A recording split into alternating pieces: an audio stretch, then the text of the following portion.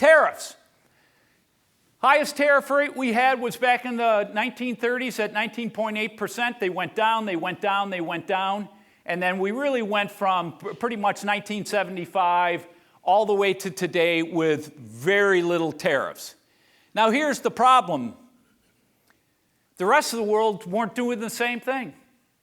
And as a result, from about 1980 on, America was running constant, consistent trade deficits, transferring our wealth to other countries. In fact, I think in 2000, America owned about as much of the rest of the world as the rest of the world owned of America.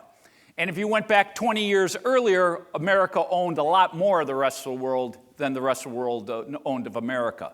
But since 2000, the rest of the world owns about $23 trillion of America versus or positive towards us than we own to the rest of the world.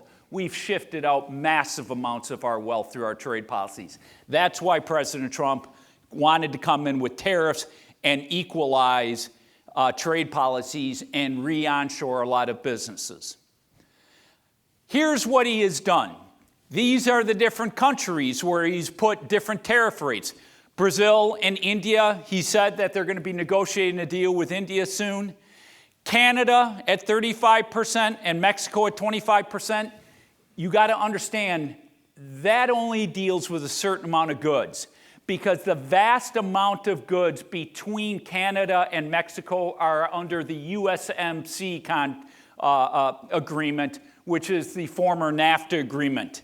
So the bulk of the goods between Canada and Mexico operate at a totally different level up there.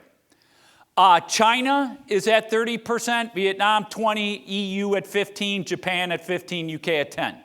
But what President Trump also did is he put it on certain product types. And the most important one was on pharmaceuticals. Why? Because during COVID, we woke up in this country and came to realize 85-90% of our antibiotics were being made in China. Almost all our pharmaceuticals got shipped out. We used to make most of our pharmaceuticals here, largely in Puerto Rico. And a lot of that got shipped out.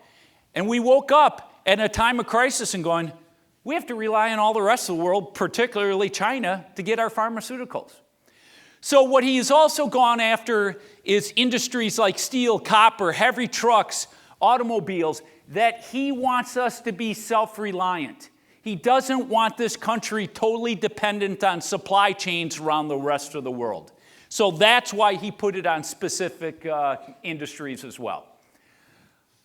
The other thing, and I'll get into this more later, it's estimated that the tariffs will generate about $350 billion in revenue for America, which is very important given our debt problems.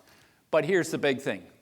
It may not be legal. The Supreme Court is ruling on it and will come out with their ruling sometime in March or April. They were just having, the Supreme Court was reviewing the case, and they're arguing it before the Supreme Court last week.